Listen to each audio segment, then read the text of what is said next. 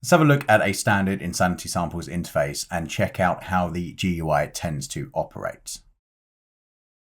So along the top of our interfaces, we generally tend to have these view buttons with performance mixer effects and EQs being standard staples of most of our GUIs, with additions like polysteps or arpeggiators also being there when required.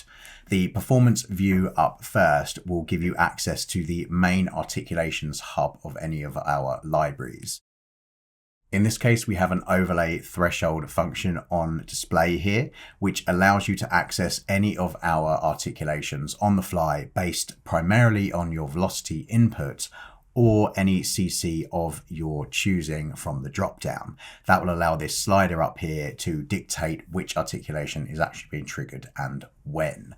So right now, this is set up with trills in the lower half of the velocity overlay thresholds between 0 and 35 in dynamic pressure when you press the key, with everything between 35 and 95 hitting the expressive longs, and everything above 95 hitting the sforzato crescendos. We can, of course, change these and adapt these in any way we want. So here I'll do a bit of a kind of checkerboard style outlay here, which means we have very slim windows of opportunity to grab our articulations. So not ideal when we're trying to do velocity-based input like live performance. And in this instance, we might choose to go to maybe the CC1 and use our mod wheel to move through these articulations instead as a neat way to deal with this. Though if we did want to use the velocity still and we also wanted a very complicated grid like this, then we're best placed to go within our piano roll on our DAWs and then draw in our notes and adjust our velocities based on which articulations we actually want to trigger. Now, for the most part, this overlay grid was designed to allow you to tap into individual articulations at a time within a fluid performance. But there are some instances, both within the realms of reality and also within something that's more kind of sound design or just more otherworldly and interesting, where you might want to stack more than one articulation on top of another to create a whole new sound and texture all together. We now have a function that allows this, which is our overlay stacking button. If I click this button, we can now place multiple articulations in a singular block. So now when we play, we'll get all of those articulations ringing at the exact same time. This is very useful and powerful on larger ensembles where you might want to divisi the group into maybe like trems and longs and have those two textures blended together. And in the context of a solo instrument like this, it'll either give it the sense that there are more than one player now playing, or it will create an otherworldly, difficult to pinpoint texture, maybe something that Thomas Newman might end up using in his writing perhaps. This button itself is not self-destructive, so if we turn the button back off, it will not remove what we've stacked, just in case we've pressed that by accident. But we will be able to go back to our simple overlaying functionality by going to key switch and then back to overlay. And now we're back into our mode of singular articulations, taking up only one space. As I change it, the articulation changes with me. In addition to this functionality, we also have two built-in performance modes on the vast majority of our libraries. These should be seen as starting points. They're uneditable in the sense that if you change anything here, which you can do, unless you save yourself a snapshot, this is temporary. As soon as you press performance 1, it will snap back to the original setting again. We have two here. They're kind of just jumping off points, places to inspire, places to get you going, where you can then go on and adjust to your own nuanced flavor and characterful performance style. So as opposed to the overlaying functionality here, where we can use our grids to control multiple articulations in one go in a very modern and seamless workflow, we can also access the classical method of key switching manually one at a time. If we switch into key switching mode here, you can see that if I click any of our key switches through either the main buttons or the overlay grid, we will switch to the entire key switch and we will only get that one individual sound. So we can now move through individual articulations, very much like many key switching libraries that have existed in the past. These link, of course, to physical key switches on your keybed as well. Though note within our engine, we have some additional functionality here as well. So initially here, you can see that I'm from C1. If I start playing those, I will change through articulations. However, if for any reason I needed those to be moved, I not only can move the entire block of articulation key switches up and down, I can move the individual key switches up and down. And these are all controlled by menus. So we come over to, for example, C1 on the first articulation. I'll click C1 and I'll get an entire plethora of note options here. These span wider than the 88 key keyboard. These use the entire contact keyboard range that is available to you from C-2 up to G8. So I'll select C2 from the menu here, and you'll see that on the contact keyboard, it has updated to show that C2 is now my key switch for the first articulation. Now, I could go through and manually adjust every single one of my key switches if I wanted something very specific, or perhaps it's set up in a way that you work specifically with your key switches always being on the same keys. Then of course you can adjust these however you need to across any key that you want on your key bed or the entire key range. However, if you did just want to choose one note as your first articulation and then have everything else align automatically, we have a shortcut built in for this. So I've chosen C2 as my first articulation. I'm going to hit my KS align button, my key switch align button, and they will all snap to the grid like that. And now they're all nice and neatly placed in semitones from the lowest articulation up. I can still go in and make adjustments if I wanted to. Say I wanted trems to come in much higher up on the keyboard, I can do that, of course. And then you'll see that the align button has now gone grey again. I click it and it will snap back to where we need to be. So that's moving the key switches. Now, if we are using perhaps multis, we have more than one instrument on our layer and they span a much larger range than any of the individual instruments. Say we have a violin, viola, cello, double bass, all wrapped up in one large multi, all with their own key switches. This would of course cause problems for you when you come to actually play in ranges that aren't in, say, the violin, and you might trigger key switches accidentally. We've now built in an override button for all key switches across the whole instrument, which is in the bottom left of the interface. We click this and all of the key switches go. All the information goes as well. We cannot see anything anymore to do with key switches. All we can see is the instrument range. And from there, we can stack any instruments we want. We might be able to set up our overlay threshold functionality how we want it, and then it will stay like that forever. We won't need to worry about catching key switches accidentally in this case. And if you ever want them back, you simply click that button again and they repopulate. Next up is the way we handle dynamics. Now, if it is an ensemble instrument like Odeon chamber strings perhaps, or haunted strings 2, or any of our other ensemble-based instruments, then we tend to have dynamics that work on the idea of crossfading, where samples move through smoothly from the lowest to the highest dynamic in range and create seamless crossfades as they go. But in solo instruments, it is far more realistic and true to a real performance to have them use dynamics in terms of your velocity and your input. So for this, and in this example in the viola 1, you can see we have a piano, mezzo forte and forte button here. We can turn any of these off and on, and we can get just the piano or just the forte, just the mezzo piano, or a mixture of either of these, and they will just naturally spread themselves across the 0 to 127 range in equal measure. So it'll either be in equal thirds, or it'll be in halves, or it will take up the entire range depending on what you have selected. Then you access those through your velocity performance, and then use additional dynamic interplay by using the built-in expression, which is effectively a volume control. Now, as mentioned, on instruments like Odeon chamber strings or any ensemble instrument, really, we will also tend to have dynamics and vibrato as options here as well on the slider, which will ultimately just control those on a global scale.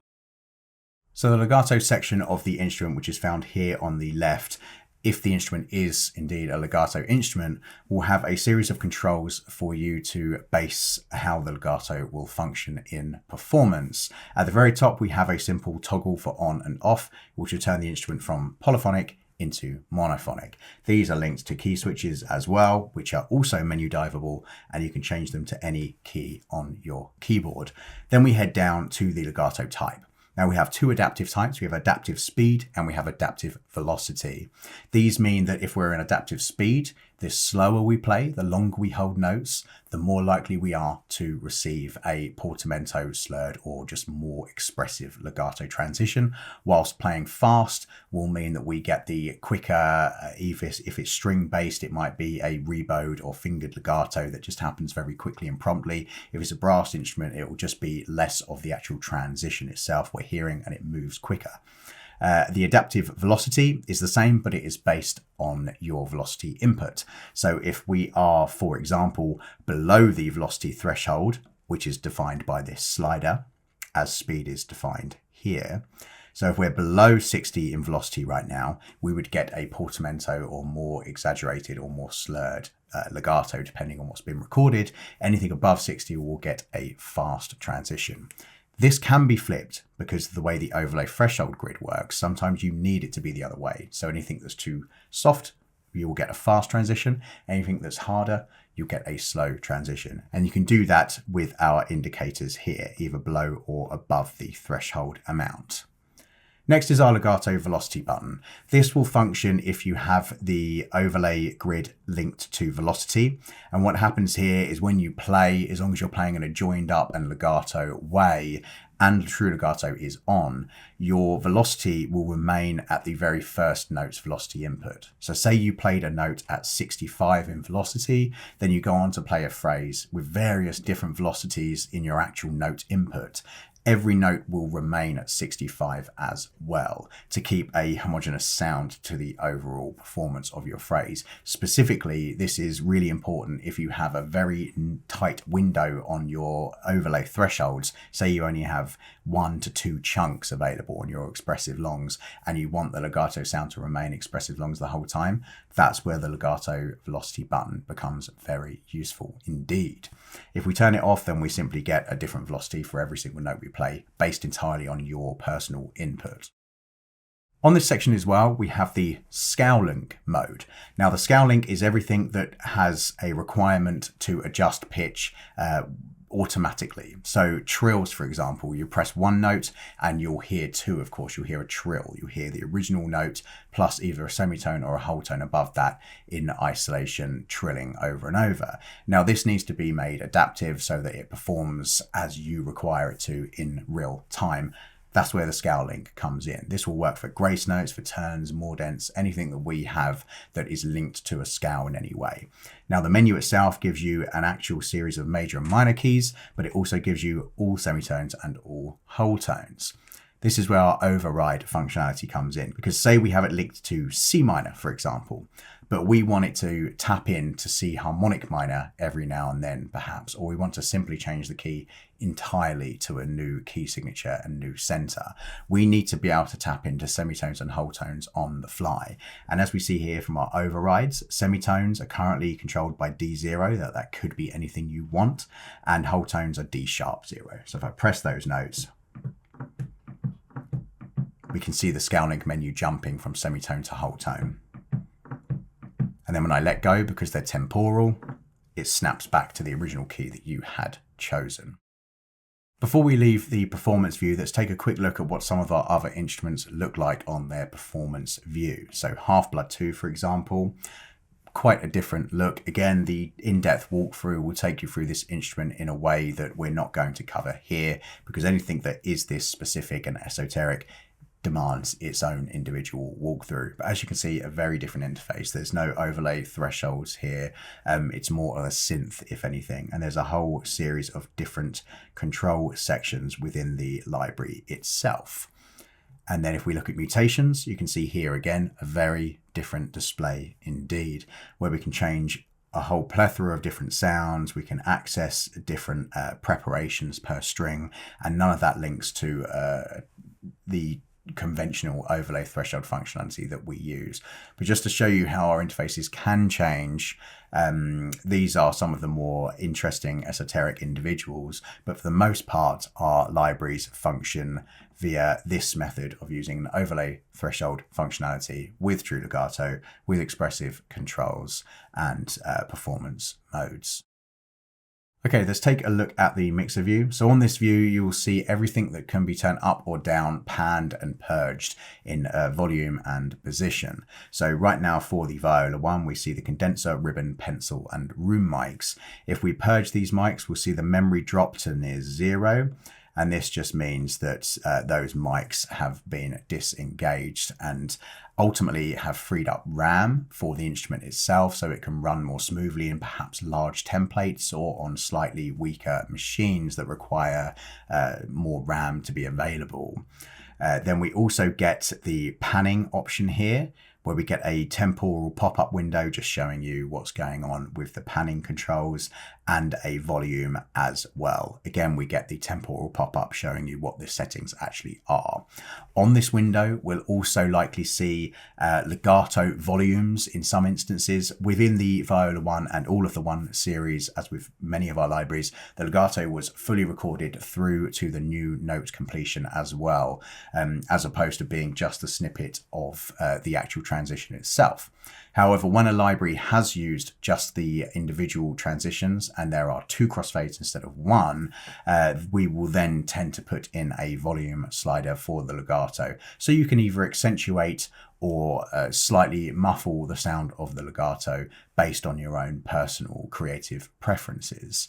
Here as well, if there are any mechanical sounds, like the sounds of keys being pressed or any mechanical sounds like notes being released or anything like that, you'll find that here in a volume control and purging control as well. So quickly on the effects page, we tend to just have these 3 core effects for our instruments: stereo, delay and reverb, just as an extra bit of post-processing that you can apply within the box to get some additional texture and more of a kind of polished, finished sound straight out of the box. Though we do understand that most people like using their own post-processing within their own DAWs, so that's why we keep this nice and simple to just a stereo, delay and a convolution reverb with a handful of options. Though some of our libraries do require some distortion and rotary cab modeling, and so you might see some more effects here occasionally, but generally speaking, these are the 3 that we tend to offer. Finally, an EQ page. On here, it's just a standard EQ page with a series of different bands where you can change the basic area of the band, the frequency you're targeting, as well as the gain amount, whether or not you're adding or subtracting. Then there's the Q factor for the low mids and the high mids. And finally, the kind of high frequencies here, as well as a global output and a power button for that EQ for you to turn it on and off on the fly. If we head back to performance view, we can now check out the information button. So the information button is basically an inbuilt manual. All the information you find in the manual will also be available here. And if we click it, it brings an overlay above the actual instrument itself, giving you details of the instrument, its core information, as well as a series of additional windows talking you through the entire instrument and all of its functionality. This is very useful for if you've just kind of, maybe you've forgotten what the scale link is or how it functions, or you're not quite sure on the overlay threshold functionality or how that works. You can just come in and slide along until you see an arrow that looks like it applies to what you need to talk about, and then have a quick read up. It's a lot quicker than digging through a manual, and a lot quicker sometimes than watching, say, the in-depth walkthrough. Just kind of pop that open, slide through until you see what's applicable, and have a read. Okay, that's been a in-depth look at our basic GUI structure, how our libraries tend to function. If you're new to Insanity Samples, then do be sure to grab our Bamboo Flute freebie, as this tends to offer almost all of the functionality you can see here, so that you can get your fingers around how our libraries work and just experience for yourself how the overlay threshold functionality really allows you to just perform pretty freely in the moment without having to worry about key switching or articulations or anything else. Okay, head to insanitysamples.com for more information, and I'll see you in the next one. Thanks for watching.